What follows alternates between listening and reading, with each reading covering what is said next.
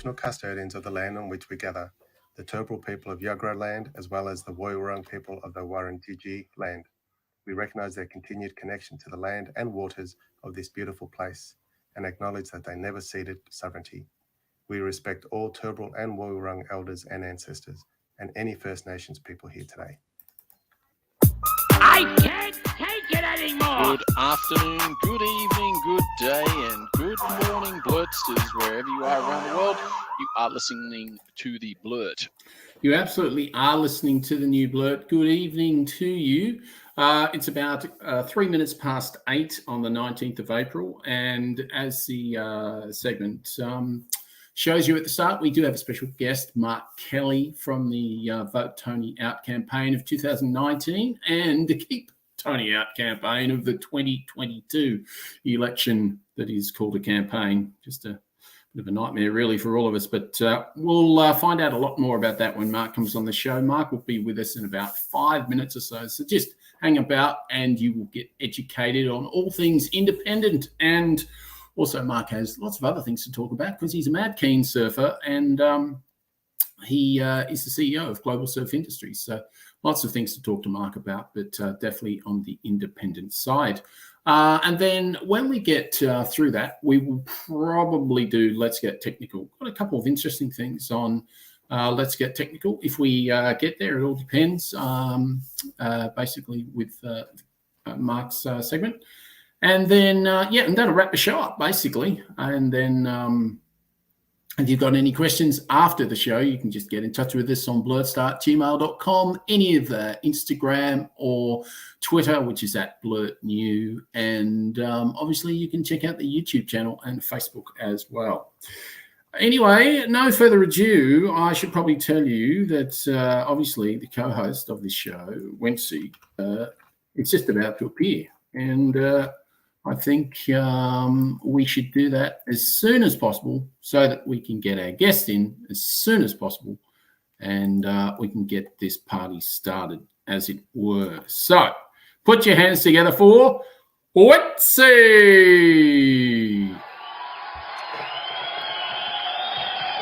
Hey, hey, hey, hey.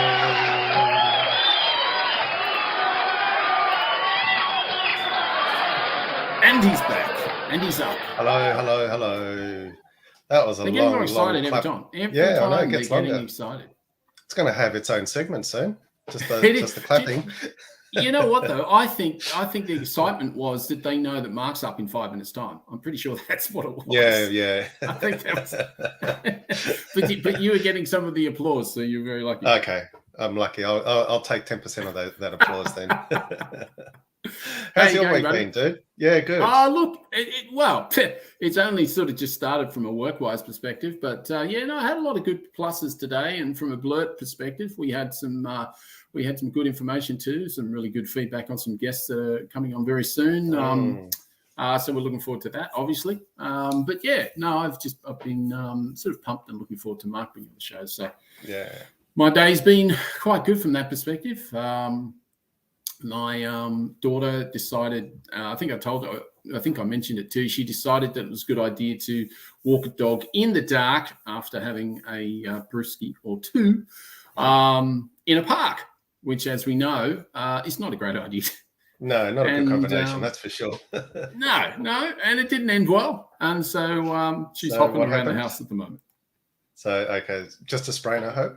Nothing we think it is a sprain, but, these things are sort of hard to tell unless you go to the doctors. But she's able to put a bit more weight on it now. So, we assume it is. But I'd say none of the toes are broken because mainly she's using those to get around. So yeah, a bit like this, just on her tippy toes. That's exactly right. So that sort of tells you the story right there, sort of thing. So, right. But no, it's all good. It's all good. I will tell you one thing that's been interesting though. Cicadas seem to be out a lot later this year. Oh, really? Yeah, it's really interesting because. So you're still hearing them? Yeah, but normally you would hear them because they're like communicating with each other or something. But it's so cold down here. I think they're just all getting together and just going, fuck it's gold, fuck it's gold, fuck it's gold, fuck it's gold, and making the same noise, basically. So I think that's basically what's happening at this stage. So, but anyway, like I think, no further ado, because we definitely don't want to keep guests waiting, but we should get into it. Wency, what do you reckon? Yeah, I reckon so. Let's get on All with right, it. let's go. First segment off the bat, get off the grass, ScoMo, or as we like to say, GOTGS.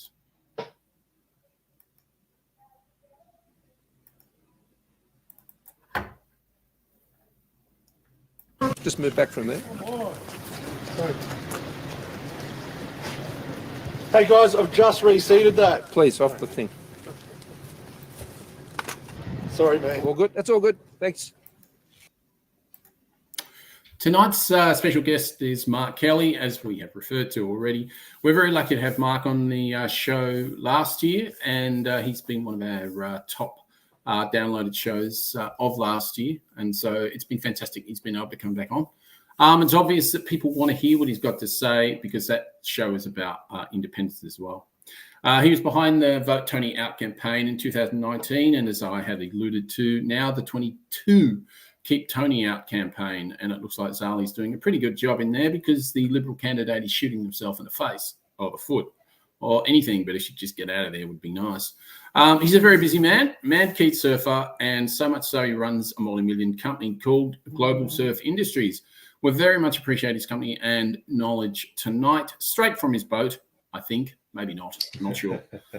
We will welcome Mark Kelly for the new blurt for 2022. Good evening, Mark. Hello, boys. How are you? Good, mate. How are things? Yes, nice up in Sydney. It's been four or five sunny days in a row, so That's a good streak. Tomorrow. Yeah, best we've had this year, I think. I was going to say actually, it's good to see some sun in Sydney. You've only seen like floods and rain for a while. The rain I think we've had more than the average year's rain already in the year. I think we broke that on about the 2nd of April. So Oh wow! it's just been a crazy year. Was it all over Sydney, or was it just the? I think it was the northern suburbs. Was that right? Pretty much everywhere, but it's gone from Everywhere. now. It's gone all the way down from like Bateman's Bay all the way up to southeastern Queensland. But a lot of like there was waterfalls coming off Vaucluse off the headland the other week. Oh wow! So it's just amazing, like big, 10 meters out sort of waterfall things. So it's just it's been an incredible year of weather. Yeah, we can blame La Nina for that, I guess. Yeah, La Nina and a gentle, slowly deteriorating planet, basically. Yeah. Over the next couple of thousand years, it's only going to get worse. So this is the really interesting thing about climate change. It's not really about us. It's about the future generations. And until people get their heads around that probably the world could die because of what people are doing to it. It's not going to change. Exactly. Well, actually, talking about the world dying and what people are doing, Zali Steggall is obviously very much on the climate change. I don't like to say bandwagon, but i.e. she's very much in support of the changes that need to happen to improve our planet. How is that all going up there in Warringah? We know that it's been fun times. You've been in the news a lot, Mark. Oh no, it's been pretty good. I went to Zali's campaign launch a couple of Thursday nights ago. I think 2 Thursday nights ago. There's 400 people there, or 350, 400 people, which is pretty amazing because it was a really, really wet Thursday night. And I think that's one of the things that you see with all these independents around Australia. They're getting 400 people at their launch. I think Zoe Daniel had 800 people. Monique Ryan had like 700 or 800 people. Literally, if you get a Liberal Party gig, it's about 4 people, and most of them are related to the candidate. So it's a really interesting thing that I don't think the Liberal Party could pull off what the independent candidates are doing. And it's when you go to these events, it's fun, it's community, it's people actually are there because they want to be, not because they're being paid to be. Like we found out when Tony was campaigning in Warringah, a lot of his supporters were actually political science students from the one of the unis in Sydney who were getting paid to be there. Seriously? Crazy, I had no idea. they were getting credits for their not only getting paid by the hour, but they were getting credits for their political science degree. So Wow. it just sort of shows you the lack of depth in the Liberal Party. It's a really, once you get into it, it's quite an amazing thing. And I think so far, if you look at the Keep Tony Out website, I've listed 25 community-backed independents that are there now. And so Seen that. literally the Liberal Party doesn't have a lot of money. And so they're going to be really, really thinly spread. And you can see them already. Josh Frydenberg spent hundreds of thousands of dollars already, probably taxpayers' money, promoting himself. Without a doubt. Dave Sharma, they're all doing it. And not a lot of, until now, there hasn't been a lot of Liberal Party logos on a lot of those billboards. Yeah, I've noticed that the LNP logo has just mysteriously disappeared. Yeah. Even Julian Simmons, who's the federal member of our seat here in Ryan, you don't often see the LNP logo on his material. Yeah, So, and back to your point about Warringah, it's looking very, very good. Zali's in a great position. I think Sportsbet have her at $1.02. So if you put $1 on, you get $1 plus 2 cents back. So it's nearly a sure bet. The Liberal Party's now at $11, but really it should be at about $2.9 million to one because that lady who the Liberal Party's put up has basically no chance to win. I don't think. I don't think she was ever there to win, was she? Well, it's sort of strange, I think, picked by ScoMo to drop someone like that in who's going to be a divisive character no matter what. And if she did win, what sort of representative would she be? I think she'd be worse than Tony Abbott from day one. So I think without a doubt. People in this community are completely over that.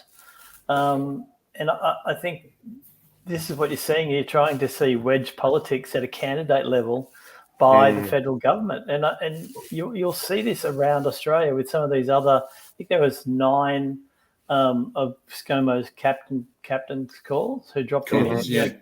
Yeah. Craig Kelly's a great example of the 2019 one. That's worked pretty well for them. Yeah, very much so.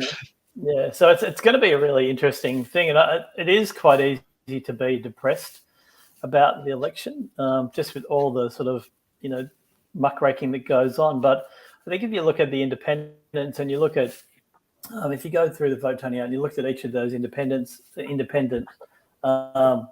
electorates that they're in, I think about 10 of them now have literally got, they're down to a 2-horse race.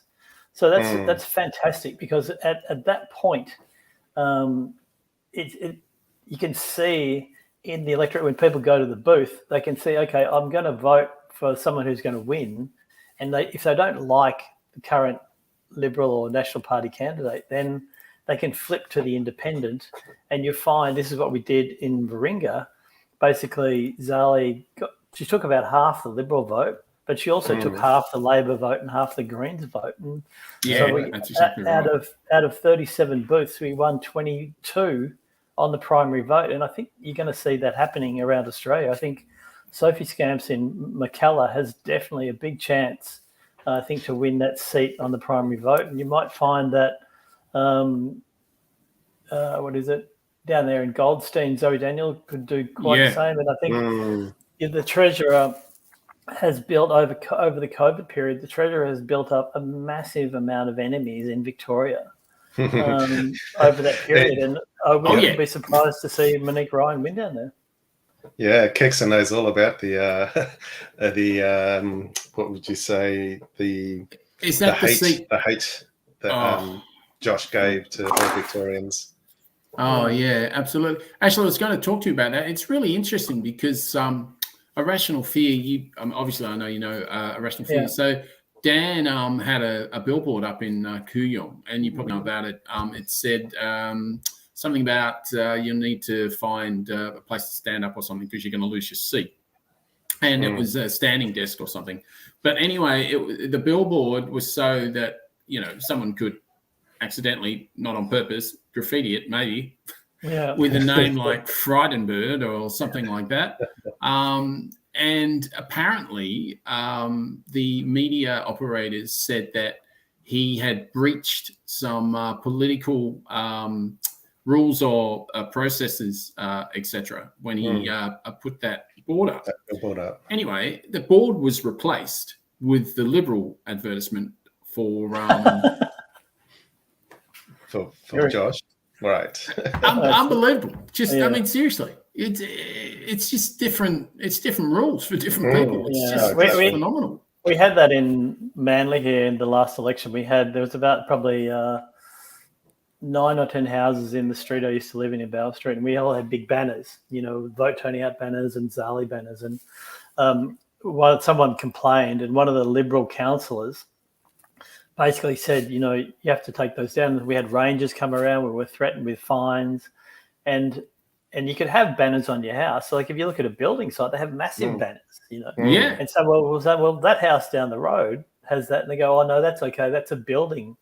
That's a building site. They're allowed to have those big banners, but you can't have that. And so we held out and held out and held out, and the rangers were coming around every day. It was just so. We're talking to all these councillors, and it was literally one Liberal councillor on the local council who was just pushing the rangers to come and give us grief. Yeah. But it's just. I think it's really interesting. You can see that down in Kooyong, and I think where Zoe had to go to the Supreme Court or something to get a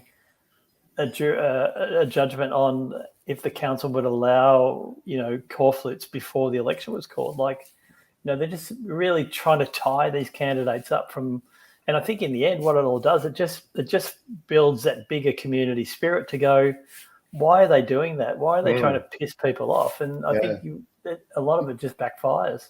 Yeah, Mark, they're just running scared. just for anyone that listens to the potty and anyone that may join us this evening, core flutes. I've heard it quite a few times. I've got to be honest. I'm not exactly sure what it is.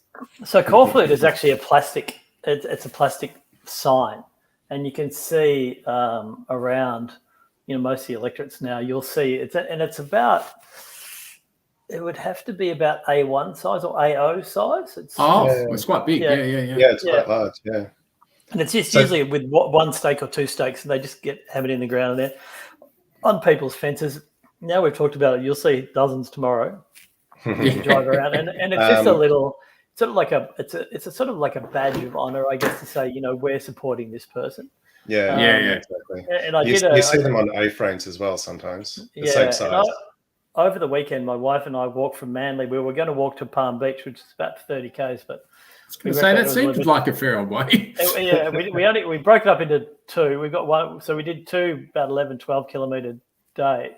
So the first day we walked from Manly to Narrabeen, and then on Monday, that was on Friday, and Monday we walked from Narrabeen to Newport. So, and I was counting the court flutes. So I really only started counting from McKellar, so where Sophie is going up against Jason Flinsky. Yeah. And so the count was 30 to Sophie, 1 to Jason Flinsky on someone's property. And then Falinsky, and 1 to 2 to the Greens on public property, which were just tied to a fence. Yeah. And that's a really interesting. Like, I literally walked up the coast and then back streets along the coast. So it's a very small sample of streets, but when you're seeing 30 for the local independent, you're seeing 1 for the federal incumbent, and then 1 for the Greens, and the Greens are running an 18-year-old, candidate up there. Yeah, I read about that. Pretty interesting. It's pretty young. Yeah, but look at those odds for Goldstein. Where Zoe. That's exactly what I was just about to mention. Look at that. That's nearly neck and neck. That's phenomenal. That's Zoe Daniel, isn't it? Yeah. Who's so she you up have against? Tim Wilson. He is Tim Wilson. Oh God. Yeah, so it's really interesting because it's a lot of the ones that we've sort of focused on that I've sent you. Basically, a lot of them are really focused on the sort of the people who call themselves moderate liberals, who are really ineffectual. They're outside the parliament. They might talk about climate change and equality, like and Zimmerman equity. and Sharma, and But when they get in there, they all vote like Barnaby Joyce. And I think this is a really interesting thing where you've got these, I think, 7 or 8 Liberal or National Party members over the weekend said, people in our electorate don't want an integrity commission. And you just think, who would those people be? Yeah. The one I love, I think, is Russell Broadbent down in Monash. There's an independent called Deb Leonard running down there. But Russell Broadbent. I know Russell Broadbent very well because that's where my dad used to vote in, and you'd know obviously because it's a Warringah, Gippsland area. Mum lives in Wonthaggi. So it's interesting because Russell is a full-on anti-vaxxer. He's taken ivermectin. I didn't know he was that anti. He got COVID a couple of weeks ago and said, "Oh, I'm taking ivermectin. I've got it from somewhere down here." And then ivermectin, I think it is, and then now he's come out with the anti-integrity commission stuff, and so you just think, really, Deb Leonard should be she should be killing it down there, and anyone who votes, for Russell Broadbent is just out of their mind down there. If you can't really see through that, it would really be quite shocking to me, I think. True, but you've lived down there for a while, and I grew up there, so I'm not going to say too much. They've had Russell Broadbent down there for a while, so yeah, no, he's like Tony. He needs to go, I think. So I wish her all the luck in the world and hopefully she doesn't really need luck. It's really about strategy and building the community around you. And what party is she, or is she an independent? She's an independent, yeah. She's an independent, yeah. Yeah. So that's Kooyong. That's Kooyong at the moment, which is Leidenburg. Yeah. And that's pretty, I would say that's pretty close. If you look at, you can see what we're talking about before. It's a 2-horse race. Obviously, if you've got one at, what is that, $1.50, and the other one's at $2.45. $2.45. Yeah. And if you think of that, that's the treasurer. So I would say that's not a safe seat. So the treasurer of the Liberal Party is not in a safe seat anymore. And that's a fantastic, I think, campaign by the community down there. Yeah. And the independent community Community Independence Project worked on Kooyong for a couple of years, and they built didn't really come together, and then it really came together in the last couple of months with Monique stepping forward, and everyone just got together and sort of they're all pushing, because Kooyong at the last election was a complete farce. You had Julian Burnside, you had Oliver Yates. They had a couple of really good candidates, actually. No, but that was all. Instead of here, you've got one. Now you've got one. Yeah. But Julian and Oliver sort of took a lot of people out, and then I think Josh basically did a Bradbury and skated through, picked up the votes. Where now it's a 2-horse race, so it's pretty easy. I think Monique will steal a lot of the Greens votes. She'll steal a lot of the Labor votes. Because I think she's a real possibility to win. Is she a doctor? Actually, go for it, Wendy. Go for it. No, I was going to ask the same question. What's her background? Because a lot of these independents seem to have actual careers before they became political. Yeah, because I think that's what's missing in Parliament. Yeah, I think she is actually a doctor. Yeah, she's a doctor, and I think she's. I can't remember exactly, but I think she's got something to do with the Royal Children's Hospital. Oh, okay, in Melbourne. Pediatrics. Oh, nice. Yeah. Let me just cough here. Hang on, let's go on mute for a second. Yeah, go for it. Tickle in the throat. So we don't want to guests to have COVID. That's not good. No. No. But then down you've got in.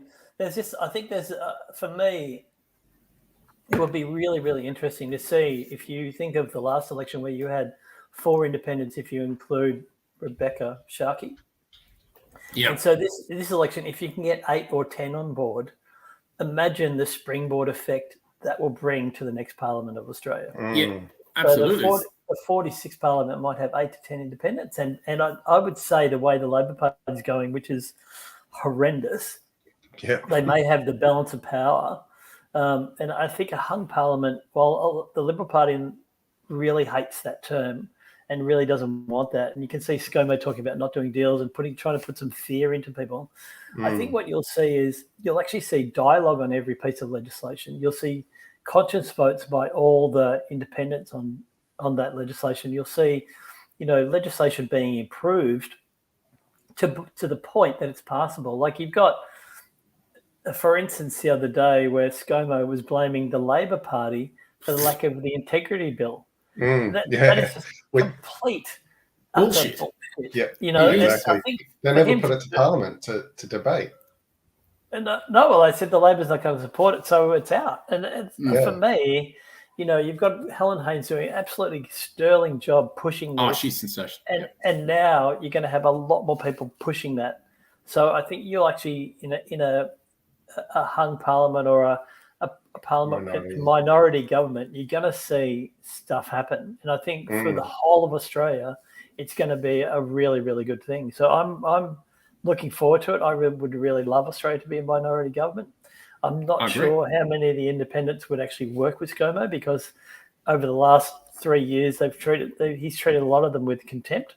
And I think that's a really visible thing to all the candidates who are coming in, saying, well, if you treat the people who were there with that much disrespect last time, how are you going to treat us?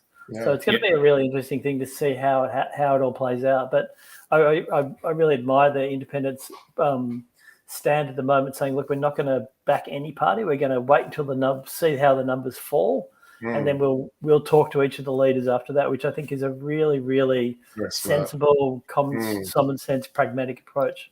Well, I think Andrew Wilkie learned his lesson a bit when he was burnt in the Gillard government, because he did a deal up front, and I think that's because he just wasn't used to sort of the machinations of Parliament at the time, and I got a feeling he might have had a chat to some of the independents to say, look, you might want to think about taking this road and not do any deals early. But the other thing I was going to ask is that how many independents, are actually running, and how many are women, and how many are doctors? They're not all doctors. Out of the 25 that I've listed, they're darn smart though. Yeah, I think there's 23 women. There's 2 men. I know one has a great chance. Alex Dyson in Wannon in Victoria. Seriously, he'll do really, really well. Yes, I think he's looking pretty good actually. Wow, because he's had a stab before, but he was unsuccessful many years ago. Yeah. Sorry, who was this guy? A guy called Alex Dyson. He was Tripper J's morning DJ for a long time with that Alex Dyson. That Alex Dyson with what's the other comedian's name? Matt O'Kine. Oh, Matt O'Kine. Oh, so you're going back like 10 years probably. Yeah. Yeah. Okay. But he has done a lot of work with Cathy McGowan. And she's sort of helped him a little bit. The other one in Nichols, Rob Priestley, I think he will do very, very well. I think it's a marginal seat. The Nationals only had 1% of the vote last time. So I think Rob's looking very, very good. So did the Libs win that seat last time, Mark? No, the Nationals. So it's a rural national seat. Yeah. But but you said they only won it by 1% swing. Is that right? No, it was a 51% they got. Wow. Okay. Yeah, so it's a pretty close one there. How's it looking? You got stats on that? How's that looking now? I haven't got that. Hang on, I'll just look her up. Hang on, I'll just go. Because the one thing I've noticed is that some of the Libs that were getting up to 50 or over last time is nowhere near that by what the teal independents have done. Yeah, well, I think this is the thing. They're cracking it all open.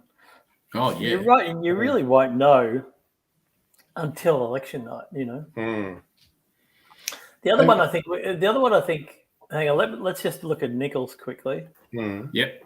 Do you want me to, is there a page you want me to go to bring that up? It's just on the sports bet thing. Oh, okay. But it's $1.48 to $2.50. Well, it's interesting. They didn't really muck it up too much last time, and it's a weird thing. I don't know what people they've got on the ground, but you know, in nickel, you've got the coalition at 148 and the independent is 250, and then Labor's at 34 and the Greens at 51. So that's another one where it's a 2-horse race. And if you had looked at it last time, that would have been the case. I would say that Labor probably had, you know, I think if you know, Rob can steal a lot of the Labor vote and some of the Greens vote, then you're really going to find things change around a lot. And I think that's what's happening across the country this year. So I wonder if anyone's done any statistics from the last election compared sports bets prediction and the Yeah. actual outcome, and were they accurate? Well, it's And- interesting because it changes all the time. So as Mm, you know, a month ago, you could have probably got 11 or 12, $20 for Sophie in McKellar, and now she's down to like $2.40 or something. yeah. So true. it sort of changes, and I don't. It'd be interesting. I'm not sure they give out the. It would be interesting to. Could you give us the graphs on all the candidates? Yeah. Tell us how the betting's going. Maybe they do. I Yeah, don't know. It'd be yeah. interesting. Yeah. We And might, the other one we I might be read, able the to. other No, go for it. Go for it. the other one I really like is Hannah-Beth Luke up in Page in the flood region. Oh, So she was the age one of the called the Angel of Bali. So she was up there at the when the bombs went off, and helped a lot of people. And now she's running as an independent up there. I think which is really interesting because Kevin Hogan, and you could see that just all the bullshit that went on up there when the people in Byron and any on the coast, which is in a Labor seat, got $1,000 or $900, and the people in the Liberal seat got $3,000. Yeah. Yeah, it's disgraceful. And Really how So quickly disgraceful. that changed. Yeah, within a and so week or two. that I think that for me just shows you that pork barreling is just endless, and they'll do it down to like humanitarian stuff, which is sort of just disgraceful. So I Which is think very anti-Christian, I would have thought. a lot of hypocrite Christians in the Liberal National Party. That's for sure. Oh, what a fantastic phrase. I've got to use that. That's brilliant, Mark. Love that. That's a new one for the Urban Dictionary. The Hypocristian. Oh, that's Hypocristian. fantastic. Yeah, that's The other definitely going one, in the other one, shopping just to look at is Wentworth with Allegra. Yes, I had that up 2 seconds ago. I'll pop that Yeah, up. so if you look at her numbers, it's pretty. It tells you where it's going. Yeah, I had that up. I will get that. Who's she up Here we go. against? Yeah.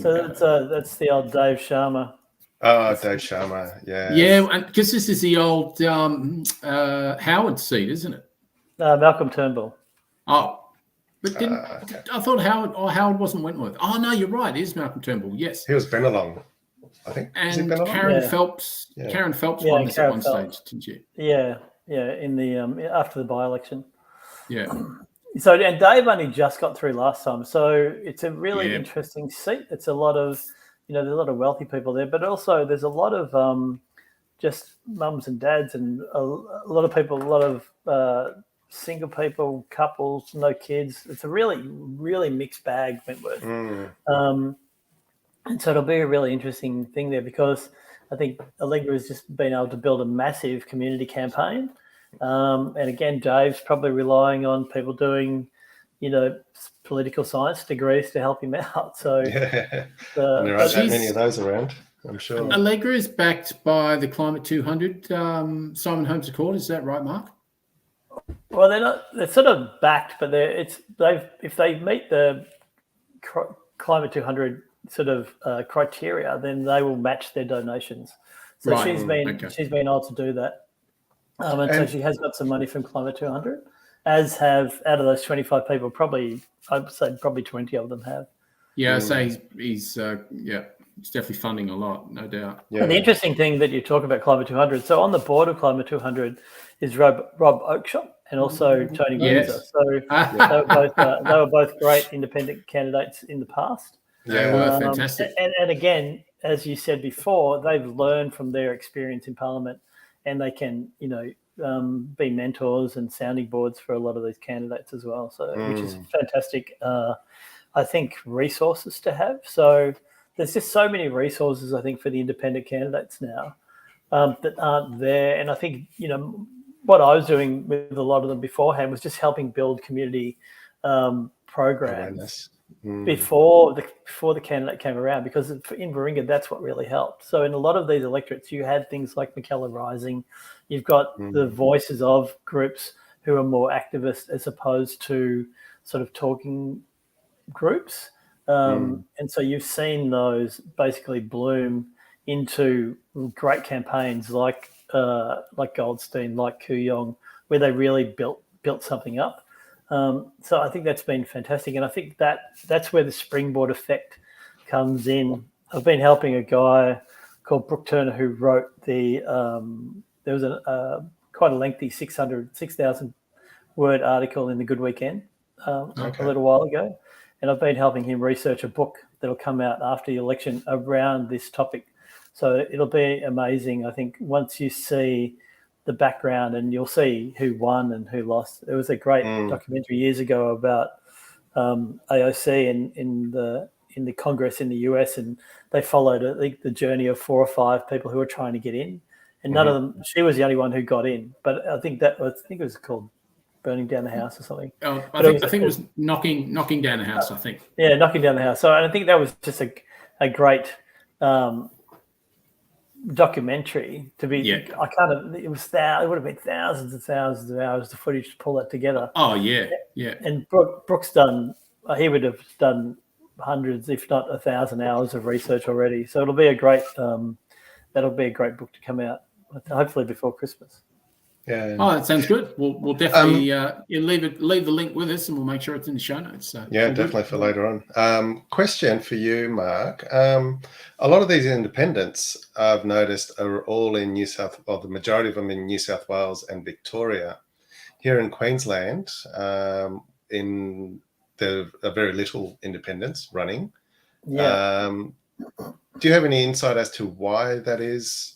WA, South Australia, Queensland don't have them to the extent as others. I think it's just where it started. Like this sort of movement started. It started in Indi, I guess. Then in Warringah it was a little bit different. I think when Karen Phelps got up in ring. Helen Haynes, that's right, isn't it? Indi? Well, yeah, it was. Oh yes, yeah. Helen Haynes now. Rebecca Sharkey. No. Before that, it was what's her name? My mind has gone blank. Hang on. No. Hang on, I got it. I'll just pull this up. But it's Kathy McGowan got in first. Ah, yes. That's cool. right. Yeah. So Kathy got in with the voices of Bindi, and then it sort of all more from there. So so I think what's happening, you've got that, and it's sort of no different to, I guess, a virus. That it spreads from its source. And so in Victoria, you've got a lot of regional seats, and now you've got the metropolitan seats coming into play. And in New South Wales, you've got a lot of metropolitan seats, but they're fanning out too. And again, I because I sort of can see what's going on in the background here with the Community Independence Project and other people, I can see the links to people, the links to movements. Yeah. And so it just probably hasn't happened in Queensland yet. And I think there's one seat in Queensland in Groom where Susie Holt's running. Yeah, I saw that. There's one in WA, which is, I think, Kate Chaney, who was a big Liberal Party family, who's just sort of said, look, the Liberal Party's done. So I think she's got a very good chance of winning Curtin. And in Boothby in South Australia, you've got Joe Dyer, who's running as well, and they're all again backed by their community program. So I think after the next election, you'll see a little bit more of this and a little bit more of this. And then you've got the Senate as well with David Pocock running in the Senate. I think that's a fantastic thing. You've got Jane Caro running. And the Senate's a little bit hard because you've got to be in a party. So David Pocock started his own party. You've got Jane Caro, who probably would be an independent, but to get on the page, you've got to be part of a party. Yeah, so she's joined the Reason Party, and I would say she's more or less an independent, but the Reason Party is helping her get above the line. And as we know, the Reason Party used to be called the Sex Party. And I think they're big in they're also big in the euthanasia. Oh yeah, no, she's great. Is it Fiona Patton? Is that right? I think that's her name. The leader she's the other one. Yeah, and I'm a massive fan of Jane Caro, but I'm absolutely perplexed. I did not realise she actually went a step because she's so politically savvy, but I was really surprised she's actually putting herself up there. She'd be fantastic in there. She'd be amazing. Yeah, and again, it's just people. I think with David Pocock there is a big environmental. It has been for a long time, but again, he's younger. And I think that helps you. You just look at some of the news and just think, who are these people and how do they get into these positions? Yeah. So I think it's going to be a really interesting thing. I'm really looking forward to the election night and the next 31 days being over, because then just do that, have a good night, and then really see some, I think, monumental change in politics in Australia. So, okay, so we're looking at what? We're looking at 50 independents running. Is that what we're looking at, Mark? No, well, there'll be other independents, but the ones I'm highlighting are the community teal backed ones. Yeah, and there's yellow, there's orange, there are different things, but the real thing is the real part of it is the community backed ones. Right. So not the person, not like Wincy who goes, I'm going to be an independent, I'm going to run for whatever his electorate is. Yeah. Sort of, these are the ones who have a community behind them before they start, and then basically they get into it with the backing of that community. So, if you go to an event, I think Sophie's got 12 or 1,300 volunteers now. That's quite a lot. And they're trying. She's trying to beat what Zali had before, which is about 1,300, which was a record, I think. So, but down in Goldstein, Kooyong, they're already at those numbers. Yeah. So I think this is the really interesting thing is you don't have a candidate coming to say, "Hi, my name's Mark Kelly. Here's what I stand for." You've got all these volunteers, all the movement behind them saying, "That's our candidate. This is what we stand for." This person. Yeah, and so you won't get a thing like. I think this is interesting. So if Craig Kelly was an independent and he stood in Hughes and he won last time round, and he's done what he's done, his office would be picketed by the community, and he would literally be thrown out. Where if you're a Liberal Party member and you don't do the right thing, you can go to the crossbench, stand as independent, and now he's running for the United Australia Party. Where if you're at a community-backed independent, that's never going to happen, because the minute you cross that line to go against your community, they will go you, and you will be forced to resign, I would say. So it's a really interesting thing that none of these community independents are going to join the National Party. None of them are going to join the Independents, Liberal Party. They're not going to join Labor. They're really there for the community, for the long haul. And they're not career politicians. They don't care. They don't want to be a minister.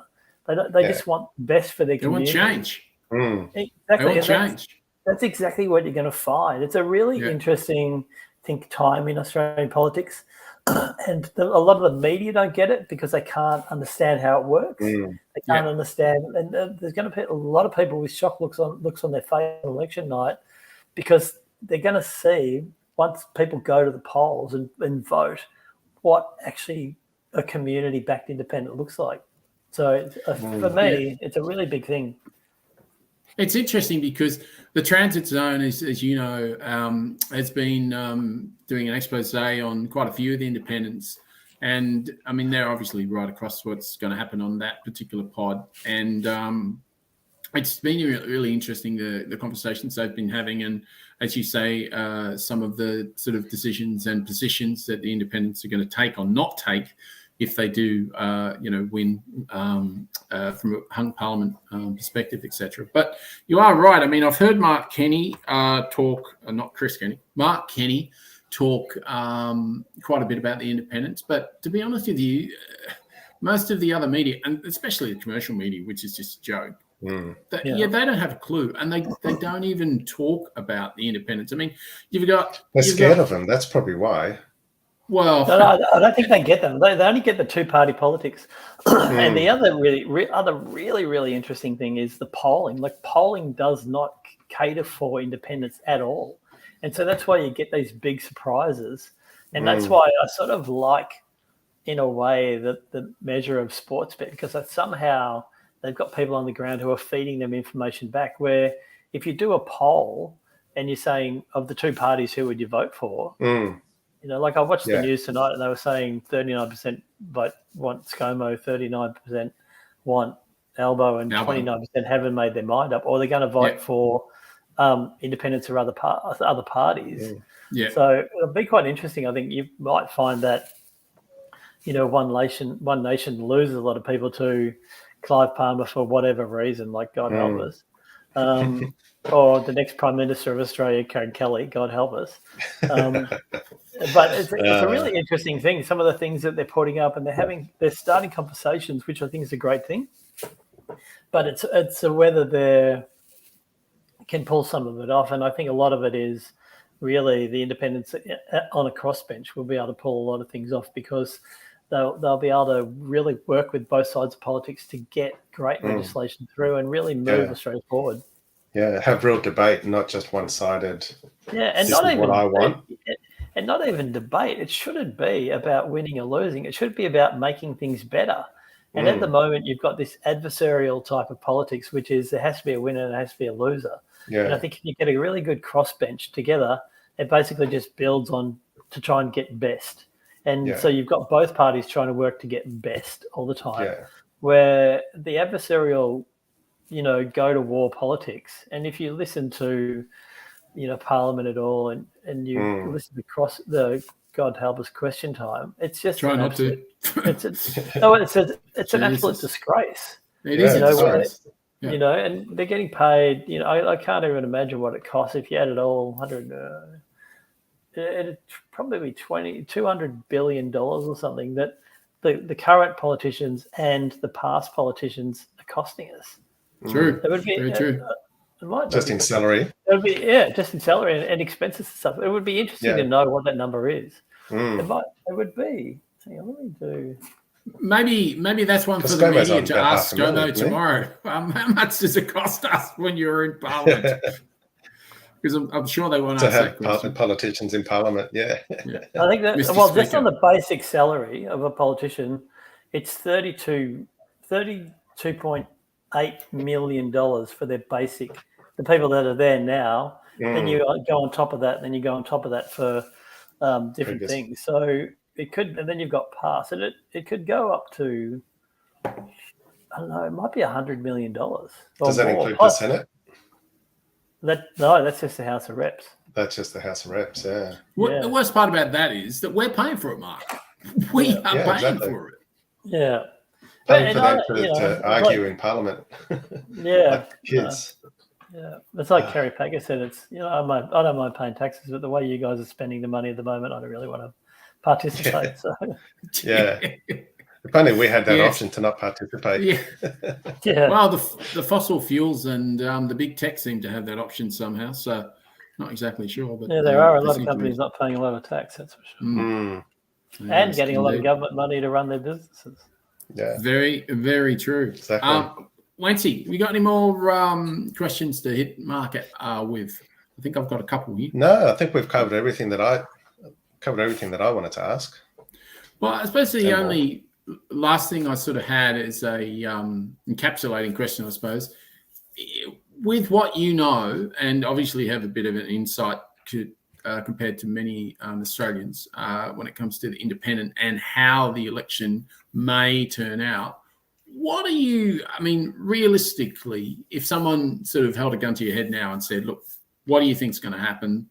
This in your most educated guess. I'm not necessarily saying from the Labor or Liberal who's going to win that from a bigger party, but just sort of how the Parliament will be formed. Do you think?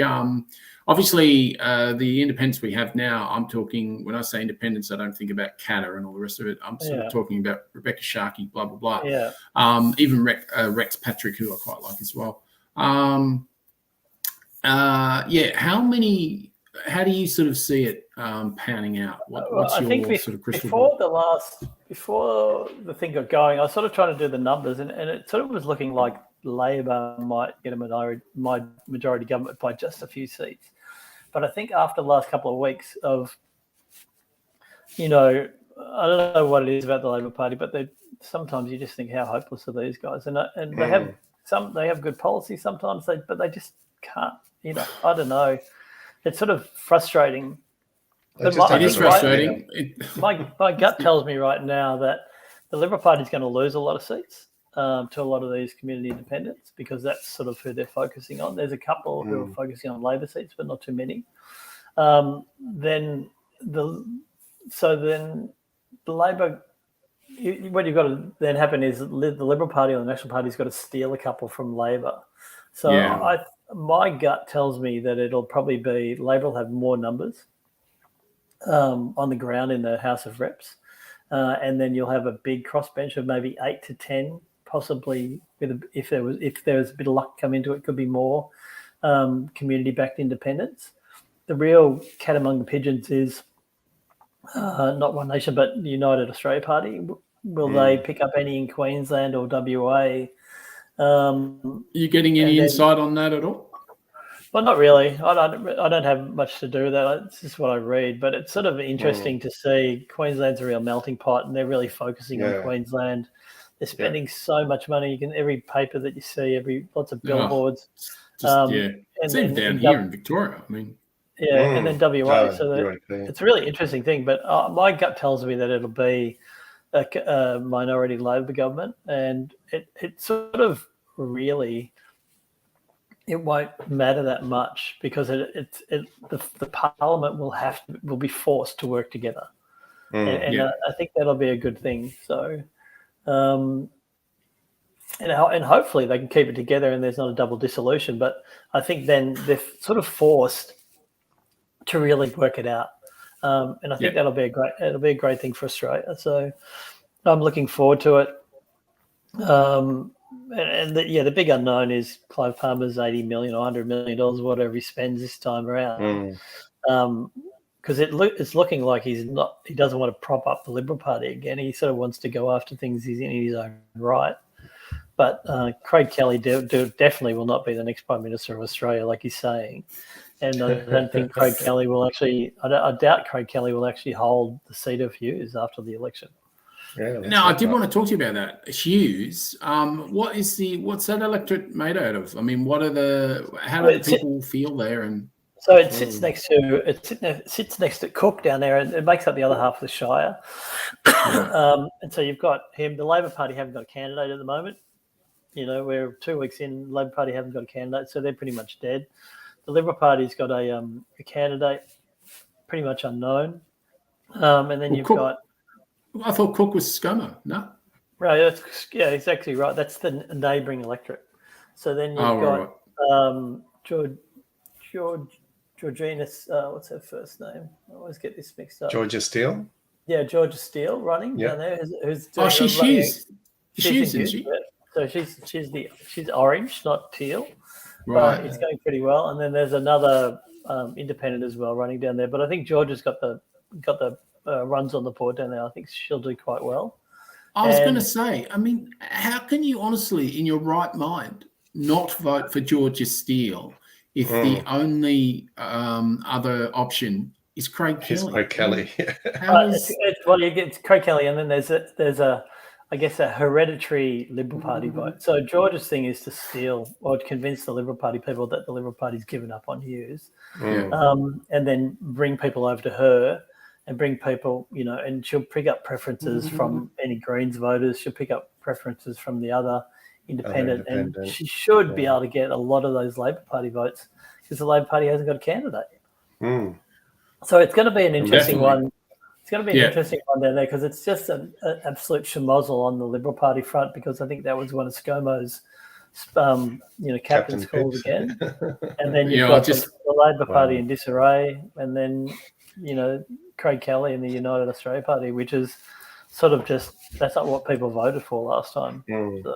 I don't understand why Labor's not going down the path of a disorganised Liberal Party at the moment with all the revolt happening within the party, backstabbing. Yeah, or continually just go up against the federal ICAC thing. Why would you just keep running that?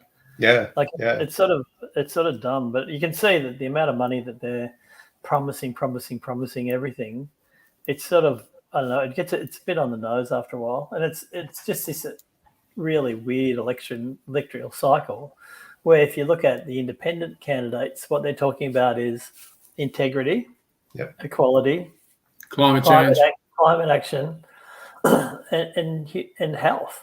Yeah, and that platform alone, if you can just, and they're not saying we're going to do this. They're going to say, look, we're going to work with everyone to make this better, but they don't necessarily have to make promises because if you look at half the things the Liberal Party promised at the last election, nothing's happened.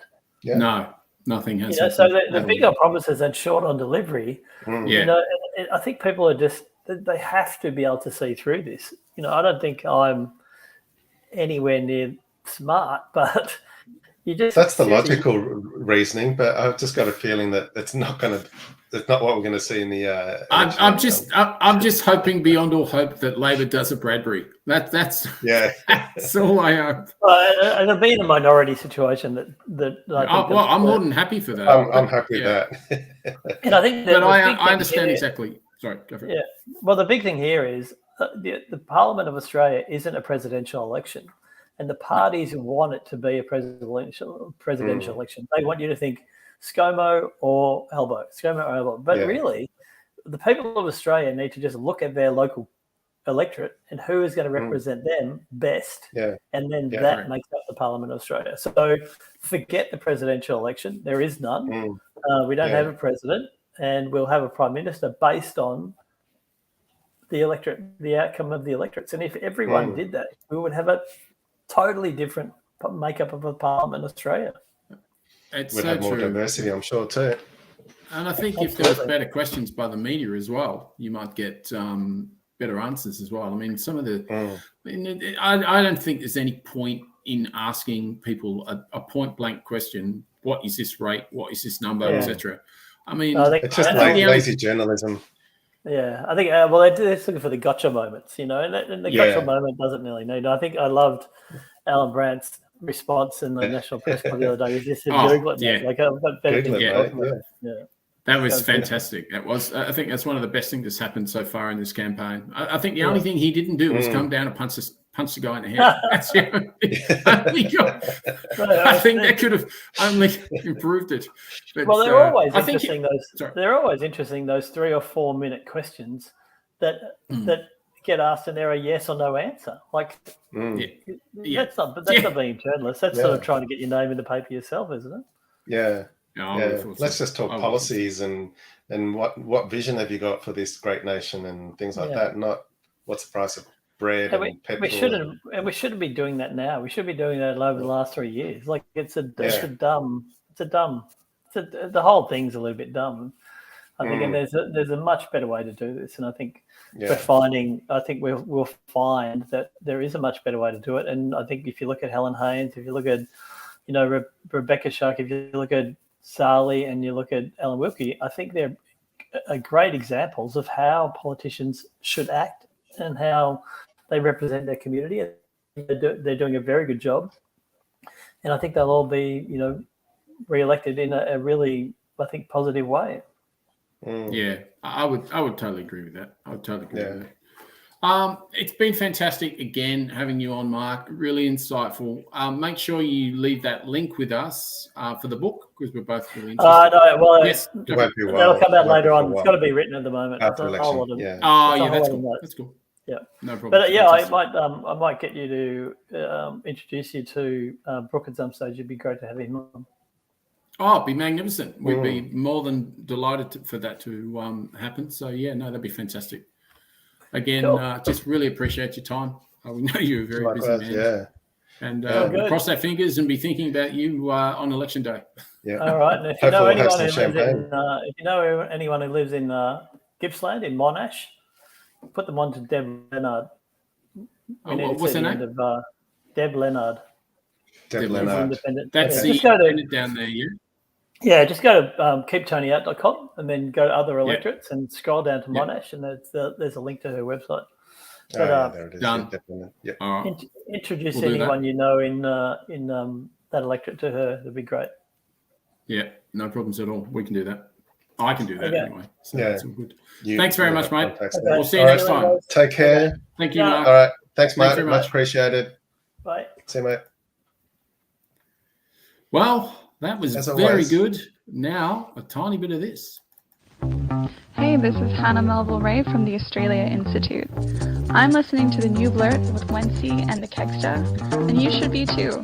It's on Tuesday nights, live from around 8 p.m. That's true. Around about 8 p.m. Well, as usual, delightful and insightful. Yes. Yeah, learned quite a bit there, and hopefully there'll be a good outcome post the election. I got to tell you, he fills me with hope. He does. Yes.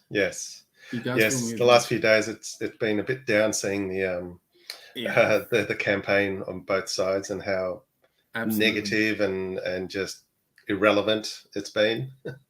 It's been pretty bad, but I got to tell you today, really all I saw was the Labor Party, because I don't know, the media's so biased.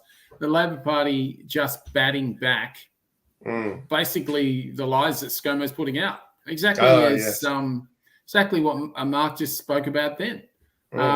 Saying that, is anything something to do with the Labor Party that the ICAC isn't in. No, mate. Take some freaking responsibility. Yeah, exactly. You lying turd. Yeah. Oh, my goodness gracious me. Mr. Speaker. Yeah, what's that all about? Has he been saying Mr. Speaker during his presses? Lost his complete shit. Right. I don't know. I don't know if he's lost his mind completely. I don't know what the situation is, but I'll just see if I can get this up, and then you can just tell me what you think. Because what happened was this came up, and ABC whitewashed the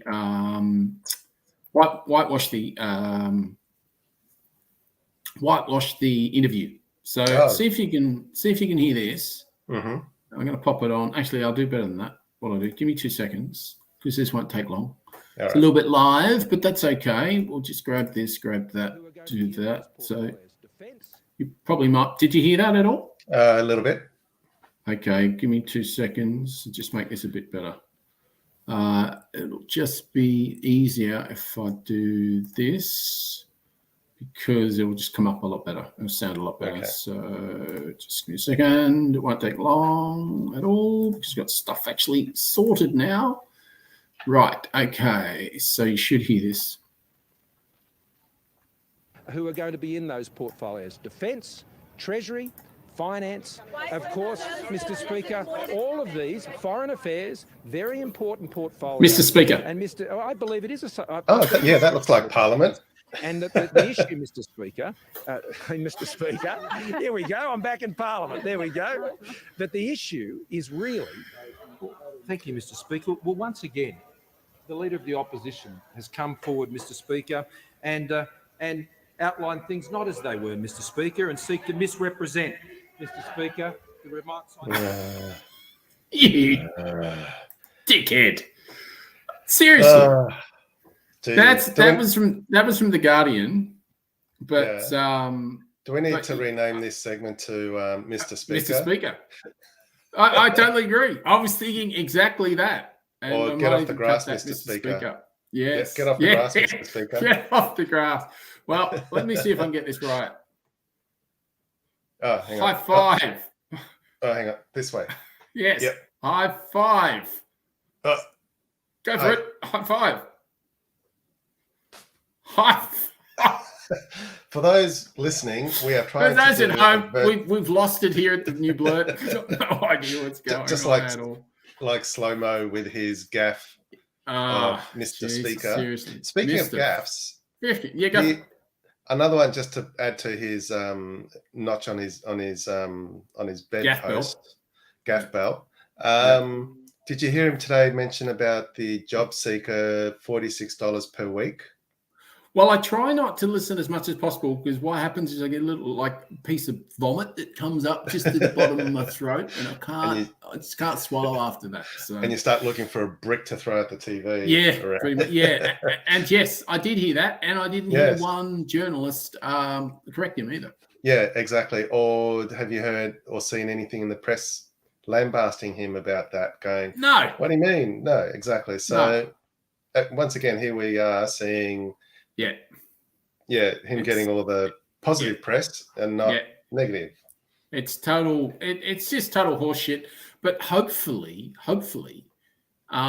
there's no doubt that Leidenberg is running scared. There's no doubt. I mean, look at those bets. I might even be able to bring them up again. So we're looking at, what have we got? We got Kooyong. Okay, so let's have a look at this.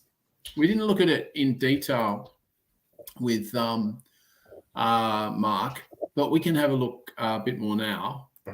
And you can see we got 150 to 245. As he said, it's a 2-horse race with Leidenberg and I think it's Monique Ryan. Monique Ryan, right. Yeah. And I think she's a doctor too. I'm pretty sure she is. And you know, no one else is in the race there. And it wouldn't be, because it's always been like a super safe blue seat. Yeah, exactly. But, and she probably would have been a Liberal voter herself, I'm guessing. Yeah, but she would have been a moderate Liberal voter. Yeah. Not a, you know, but I mean, I think this is fantastic, and it is awesome that these people are coming out and doing what they're doing. Don't get me wrong. I'm super happy about it. But it bugs me it's just taken this long. Yeah. And I wonder how long it'll last. Like, how many more elections will this be? Will the independents be dominant and getting the talking points? Is it just it's a great question. It's a really, really good question. But Mark seems to think that this is sort of going to be the way from now on. And I seem to agree with him, because 75% of Australians want climate change action, proper climate change action. Yeah, exactly. I mean, go on. No, I was just going to say, a classic example today is that Albo was questioned on the 43%. Where did the 43% come from? And then he did explain to him where it came from. Okay, it came from modelling by a consultancy that they had that looked into them, and they come up with 43%. Yeah, they don't have the expertise. They come up with 43%. Yeah, exactly. But did they ask the government why they're saying 28%? No, of course the reason would be because it's never changed from Tony Abbott, 2014 or whatever. Yeah. That's exactly the same, 28%. Yeah. And that is going 3 degrees. 28% will put us at 3 degrees. So we're in deep shit. Yeah. If that's based on all the science. So anyway, look at that. That is fantastic. Exactly. This is Zoe Daniel, our friend Zoe Daniel, the fantastic ABC reporter. She was awesome. I love Zoe Daniel. Look at that. That is neck and neck. Yeah, it is, isn't it? That is Tim Wilson. And Tim Wilson is the little... Oh, I'll show you a fantastic picture. In fact, I don't know if you've seen this, but he's amazing, actually, Tim Wilson, because he actually supports...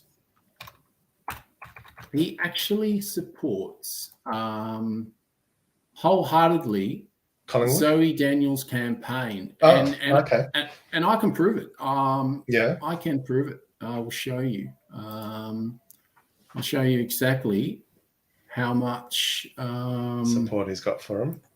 Oh, yeah. No, there's lots of support. I will definitely show you when I can work out how to use this page. Where are we? Oh, here we go. It's a little bit different when it's on the screen, but look at this. Watch this. I'll show you this. Look at that. That is the sort of support. That's Tim Wilson. That is the sort of support. Look at that. What? He is fully endorsing Zoe Daniel. Wow. Vote fully endorsing. You're good on you, Tim. Good choice. You're making a great choice there. Yes, you are. So, and that's his seat that he is endorsing her. Yes. He's the incumbent. Yes. And he's saying that, yes, she is a good candidate. Oh, yes, he is. Yes, he is. That is very, very strange. And as you can see, it's been retweeted 60 times and had 161 likes. And if you look at the hashtag, it says Wilson loves Zoe and vote Tim Wilson out. Right. And then you'll see it says, let's get this trending. I think we'll have to get that trending again. That's from a couple weeks ago. So yes, it was. It was trending quite nicely, actually. I will try to get that going again. Nothing better than one candidate saying the candidate that's up against them is absolutely brilliant. It's beautifully done. I'm doing such a shit job. I vote for her. Yes, exactly right. Exactly right. Don't vote for me. Not at all. Not at all. Not at all. Yeah. Actually, just while we're here, we will wrap up in a second. But just while we're here, could you do me a favour? Can you just pull up what we've got for next week's show, please? Yes, I can. And I will pull up another couple of seats that we might not have had a look at. That was fantastic of Mark to give us these screenshots. That was brilliant. Was it Goldstein? I've got Goldstein. Don't know if he gave me McKellar one. McKellar. That is Jason Felinski and... It's not North Sydney. Not Allegra Spencer? Yeah, North Sydney. Is that Allegra Spencer? No, Spender? Spender. No, that's Wentworth. That's Wentworth. That's Wentworth. No. Wentworth is North Sydney. Is Allegra Spender. No, that's Kylie Tink. What, Wentworth? Yeah. Is it? No, hang on. No, I think it's Allegra Spender. I'm pretty sure it is. No. Oh, yeah, Wentworth, Allegra Spender. Yeah. Yeah. Don't do that to me. Sorry. There we go. Look at that. 205, 170. That's coming in. Yeah. That is coming in. Because it wouldn't surprise me at all, exactly as Mark said, that here will go here. Yeah. If it means getting this out, I'll tell you what, I would.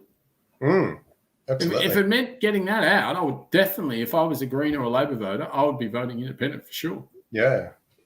Well, make sure your preferences go to the independent. I think they will. I don't think there's any doubt. I think they definitely will. So yeah, she's just got to get enough primary votes. Yep. To get the all the second preferences. Yeah. Exactly right. And can you imagine just in a few years' time, few elections, that there'll be so many independents that neither Labor or LNP could form a government, even a minority party, even a minority. Can you imagine that? I know. I was thinking that. I mean, the minorities are down so low now. You're talking like they did a poll today. They're talking 36%, 35% primary vote, and the Lying Now party were on 41% when they won in 2019 and lied their ass off.